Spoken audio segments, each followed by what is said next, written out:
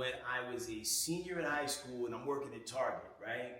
In the back, I was the phone operator who like answer the phones and do the announcements. Attention Target guests, time's now 9 o'clock and Target's about to close. Please get your vital items, proceed to the front list. But in between all of that, when I would take my lunch break, there was this radio station called 100.3 Jams. We used to do this thing called the roll call. And one of the people was like, yo, that's HeadKrack from the roll call. Like, yes, night show. And that opened the doors to everything else that followed it, man. We became #1 in nights. Fast forward 4 years. They took me from the night show, paired me with Ricky Smiley, and then we started the Ricky Smiley Morning Show together. And then that show gets syndicated. Well, guess what? You're gonna either get on now or you're gonna get on late, and you're gonna be digging yourself out of a hole. Yeah, you're gonna be obsolete. Yeah, so like you don't want to become the dinosaur. You want to evolve. You want to figure out. But the things that I know that will help me save 20, 30 minutes, because time is the real commodity. It is. Yeah, man. Like, yo, ChatGPT, prop me up this gym workout real quick so I can go to the gym and like, make my abs peek through the blinds just a little bit. Yo, what up? It's your man HeadKrack on the check-in, and right now, you're tuned into the MindTrap.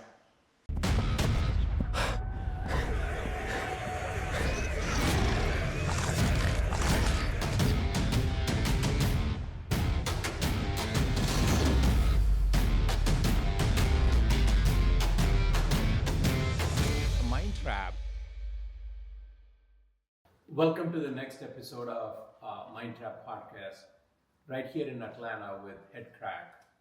And he's a serial entrepreneur to begin with, a rapper, a radio personality, TV personality, former boxer, and also a boxing gym owner.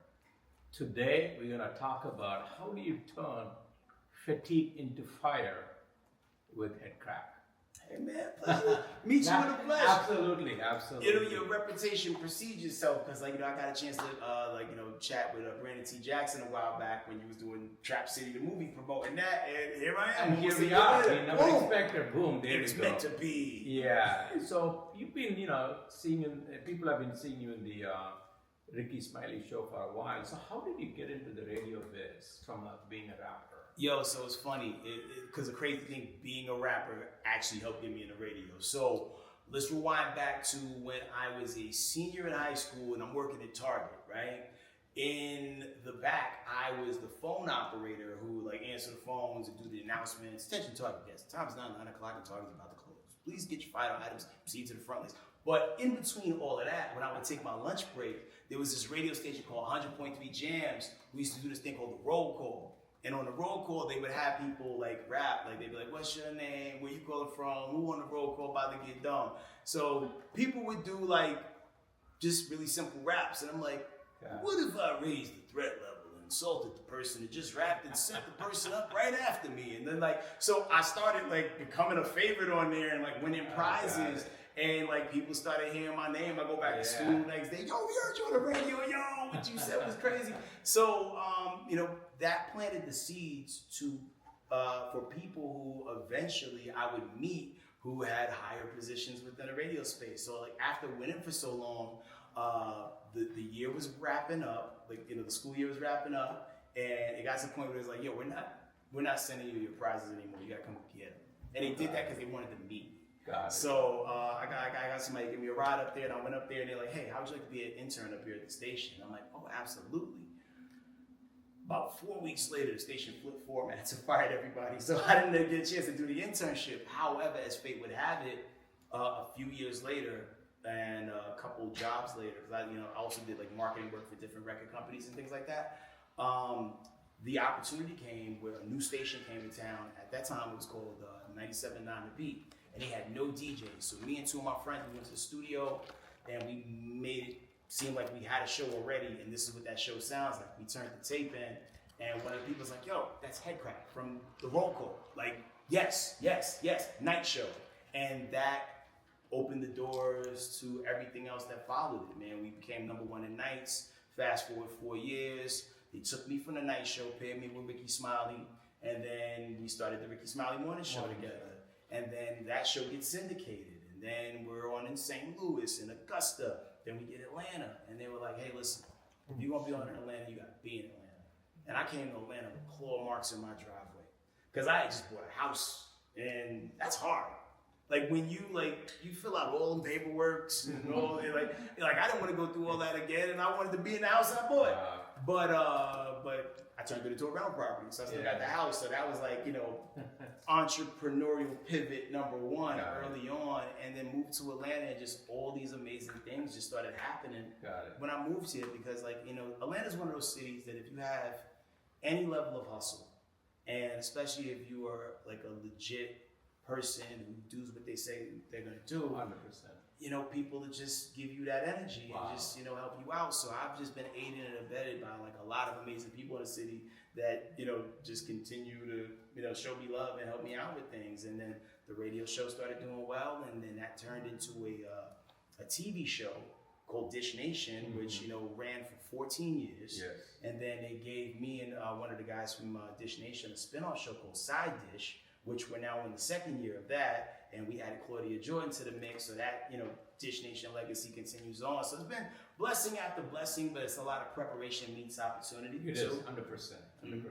So I think I got to change my intro, right? So it looks like I got to also add the stand-up comedy to your offering. I forgot about that. I do that sometimes. You sound very natural. Thank you, man. Like, I haven't really been able to do that in a minute because once we started filming at night, by the time I get off from filming, the last thing I want to do is do something else. So I kind of fell back for a little bit. So I've been more so like hosting some comedy shows. We just got finished doing an event called Spotlight Control in Chicago back in September.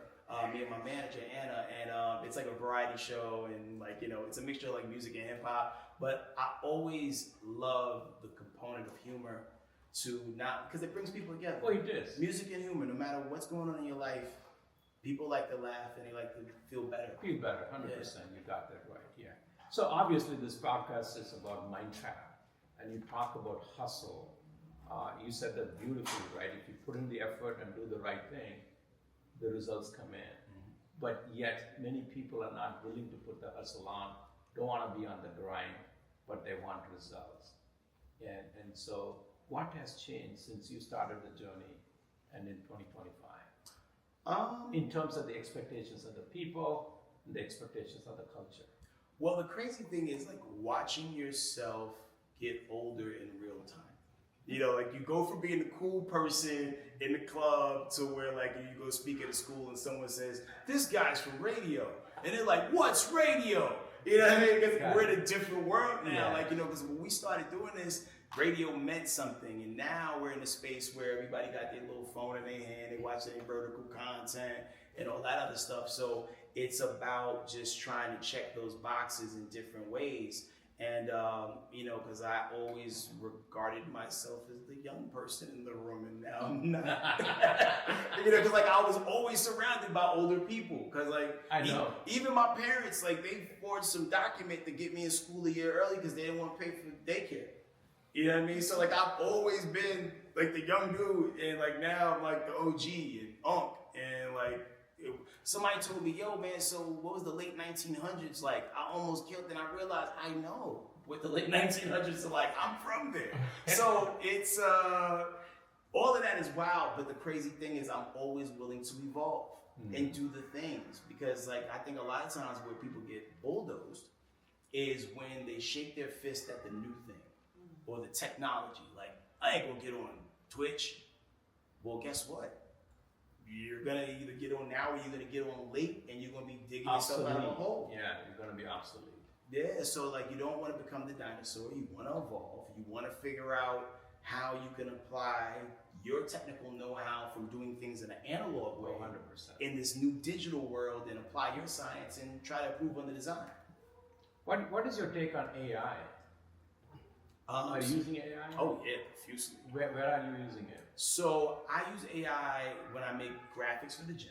Okay. Because, to pay somebody to make graphics every day can be very costly. It is. And if So I'm you put doing the AI to work. Yeah. What kind of AI tool you use? So I trap off of a few different AI platforms. So I'll use ChatGPT to kind of get the prompt and language conversation together.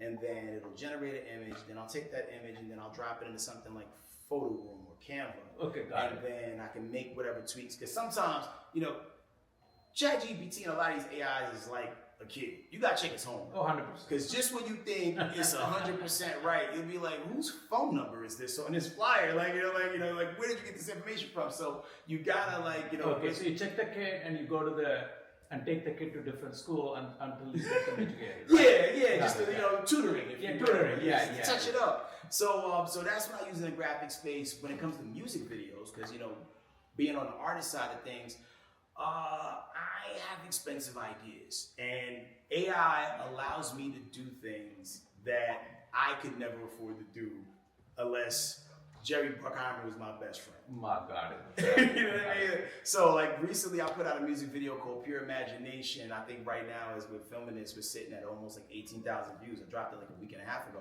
And I literally got to do whatever I wanted in that video. So it's AI video. AI video with a couple of flashes of some footage I actually shot, but I've gotten so good with like capturing the image and prompting so well that it just seamlessly. You personally do that? Yeah, it's very daunting, and I should outsource it, but I'm just very hands-on because I don't know how to explain certain things to people. I agreed 100%. Yeah. And so you put out the music video, it's working. Mm-hmm. Does the audience feel any difference at all or no? Yo, man, somebody wrote an amazing review about it the other day. I just shared it on my stories, and at first when I was reading it, I forgot they were talking about me. Oh, wow. You know what I mean? Like, I don't read, I don't subscribe to my own hype. So like, I'm not used to reading about myself. I don't rewatch things I do other than music, right? Yeah. Because I'm trying to move on to the next thing. And because, if you spend too much time admiring yourself in the mirror, you're gonna spot a gray or something. You know what I mean? Like, so I just try to just keep it pushing. Yeah. But that really took me aback because as a creative, you want to have that oh wow moment, or you want somebody to feel the intent that you had when you was creating what you was creating, and that made me feel so good. Shout out to Photo Bombshell Media. So now I'm at the tail end of another video that I'm working on, which was actually a little bit more like 60% actually filmed, 40% AI. Because when you look at it on a larger scope of things, and being a film producer, you understand, special effects is AI. It is. Optimus Prime didn't show up. Exactly. We had to make What it. the heck are we talking about? It's the same. Yeah. MapQuest. Yeah. It's AI. Yeah. Google. Which replaced the whole encyclopedia volumes you had. It is. Yeah, so we've been using it for a while, but we didn't label it that way, and that's the difference. Bingo. So if you use it as an assistant, because there's a difference between utilizing it and using it. Makes sense. So I utilize it. Makes sense. But there are some people who will, in a few years, have a hard time even composing a text message without leaning on some sort of computer assistance. And I try to do the lifting that I can do on my own very quickly, just so I don't get lazy. But the things that I know that will help me save 20, 30 minutes, because time is the real commodity. It is. Yeah, man, ChatGPT, prop me up this gym workout real quick so I can go to the gym and make my abs peek through the blinds just a little bit. You know what I'm saying? You can't do that, why not? Right. Yeah. So obviously, we in the current influencer economy, we talk about authenticity, right? Mm-hmm. So how much authenticity has changed from the time you started your journey till today? It varies from platform to platform. Yeah. So, in the radio space, I think a lot of people are now being able to be a little bit more of their authentic self because, a lot of radio companies are starting to realize that it's been the personalities all along. And these were the things as a media person I was always trying to explain to the PDs, like, yo, people can listen to these songs anytime they want. The content is the king. The music will become secondary, and there's a reason why people listen to the radio in the morning, because those people talk more. And the same people that are listening in the morning are the same people driving home at 5 p.m. People want to hear conversation. They want to talk about things that make them heard or make them feel like they're cool. Like, oh, that person likes and listens or watches the same TV shows, movies, and things I like. So I think you start to see that a lot more in the radio space. In the media space, social media included, it's hard for the untrained eye to tell what's real and what's an act. You know what I mean? Because I think the aspects of like reality TV has blurred the lines a lot. You know, like there's certain people who are not really in relationships with people, but they're just doing it because they need to get the hype machine going behind them. Yes. There's certain people who might do a low-level crime just to make the news, but not have to do real-time. You know what I mean? But, you know, like, we live in a time where, like, all publicity is still good publicity, but certain people know how to play the game. Like, we was talking recently on Side Dish about, like, Ray J. How, like, Ray J feels like, yo, no one, I should be King Troll. And if you know, he is King Troll. Ray J plays the game so well, and people don't even really understand when he's playing the game because he's just so like weird about it. Like when he did that thing with like, you can't even break these glasses, and he handed the person the thing and he broke the glasses immediately. He knew that doing that was gonna make people like watch the clip over and over and over again and bring more awareness to his brand, Raycon, and it's brilliant. The best people in the game, I feel like, are the ones who don't take themselves so seriously sometimes and know how to, I don't want to say play dumb, but do the opposite of what is normal just to stand out. Like a guy I work with on Dish Nation was a master of this. Like Gary with the T. Like there'd be days where like, yo, man, I'm gonna push him downstairs when we leave because no one could be this dumb.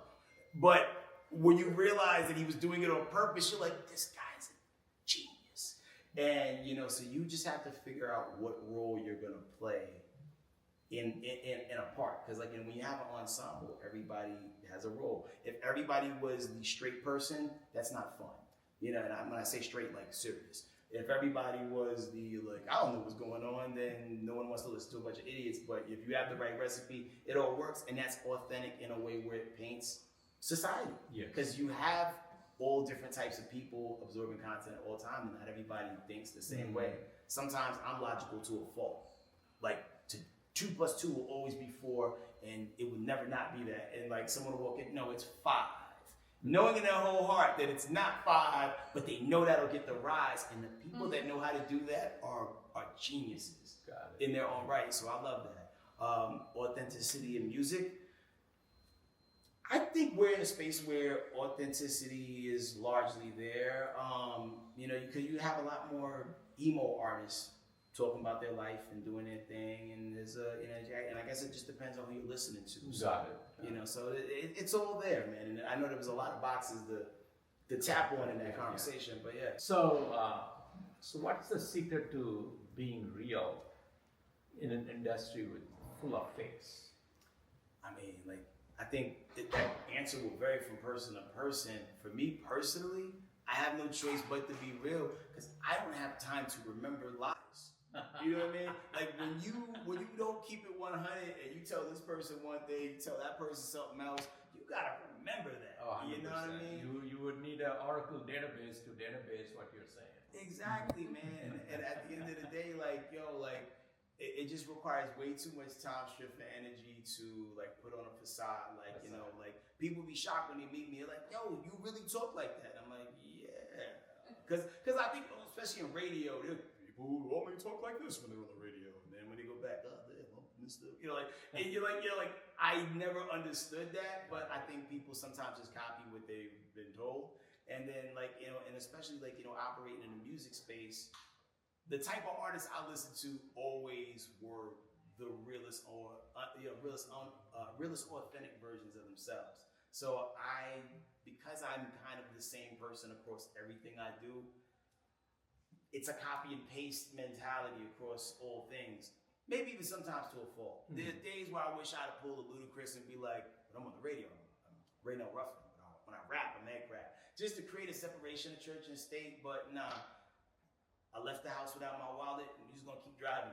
You know what I'm saying? And you're gonna get 100% me every time, you know? Yeah. So what's next for HeadKrack beyond, you know, the radio, the TV, your gym, obviously your rap career? What's next? So, you know, I took a knee from radio back in 2023, but I've had enough people whispering in my ear to bring me back. You know, and I'm in the middle of having some conversations right now, so I'm excited about that. And then also too, you know, I would love to grow the gym to be like one of the biggest gyms in the city, and then also get more so into the you know, the dream shaping for people. Like, you know, there's a lot of content creators who need an outlet or a place or a hub to curate and craft their ideas. And I want to put together an agency that helps them. Because a lot of times people like seek management or like they seek an agent, when the real answer is you need just admin and organizers to help see your vision from concept on paper to fully fledged out execution and do the things. Because I think that's what stops a lot of people from pursuing some of their entrepreneuristic endeavors. Like they don't know how to get from step 1 to step 3, you know, and you know, so I have done a lot of things, failed at enough things to be able to help course correct people, like share those insights with them. Yeah. So what would that agency look like, and when are you planning to launch? You know, like I don't never like to bog myself down with 1,000 things, right? Like I am at the time we're recording this, I'm like 3 months into being a brick and mortar business owner, and I think I got the hang of it. And shout out to my business partner Lauren, who like be holding the fort down at the gym, because I am not there a lot. But so hopefully, man, like within the next year or so, that next thing will take flight, because in the first little seed that I'm using to grow that is my podcast space that I'm building inside of the gym. It's like watching the Death Star get built. Every time I walk up in the gym, I peek through the window and be like, yo, we got the walls up, let's go. You're like, we're on our way, right? Got it. We got the furniture before we got the walls. But, you know, but at the end of the day, like, you know, like Andre said it very famously, big things start in small rooms, and that small room is where I'm going to, you know, plant my seed and grow my plants, you know? So how do you keep the energy going? What gives you that energy to try so many things in so many areas? The fear of failure. That's what keeps me going. Really? Like, you know, I know that... What are you afraid of? I'm afraid of nothing. That's the thing. But like the fear of failing, and when I say failing to not do everything I wanted to do. You know, I'll try everything until it hurts. You know, like I went and fought a professional fighter 2 years ago at an age where no one should be doing this. However, it was then or never. And I strategized and I planned and I did everything necessary to get the outcome that I wanted. So, and it was scary. It was a scary thing to do, right? And same thing, the first time I went on the radio and cracked the mic, it said, my name is HeadKrack, to 1 million people. That is a non-traditional name. You will not probably meet another HeadKrack. And that was a different, so like, I've been doing scary things my entire life. And I don't think I'm gonna stop anytime soon. And the only thing I'm scared of is not doing everything that I set out to do. Got it. So the fear of failure is your mojo. Failing to execute and do the things that you want to do. Because there comes a time when you age out, like 70, hang gliding at 70, probably shouldn't do it. Picking up skateboarding at 65, probably shouldn't do it. Do it while you got the wind in your sails and the ambition, you know? Got it. So when I look at 2030, what do I see? What is the version of HeadKrack I'm going to see in 2030? Yo, mysteriously, man, 2030 HeadKrack is going to have more hair. A lot more hair than I have now. And I'm not going to Turkey. Where are you going? I don't know, man. I'm going to manifest it. Okay. You know, but yo, man, like, you know, by 2030, man, I see myself as a multimillionaire who has helped make other multimillionaires. Because that, to me, is the true measure of success. 100%. It's one thing to make sure you eat. It's another thing to see to it that other people eat as well as you're eating. And that's always been my goal. I grew up in a village, not an actual village, but like, you know, like I grew up around people who believed in my nonsense. Like my best friends from when I was in elementary school, middle school are still my friends now because we were each other's village. They aided it. Like if I knew if I had my friends to my left and my right, it was nothing I couldn't do. And that has just kind of propelled my thoughts for the rest of, you know, throughout my life, to where like, if I'm doing good and you're not doing good, then I ain't doing good either until we're doing good. So that's kind of how I move, man. Very good. So amazing.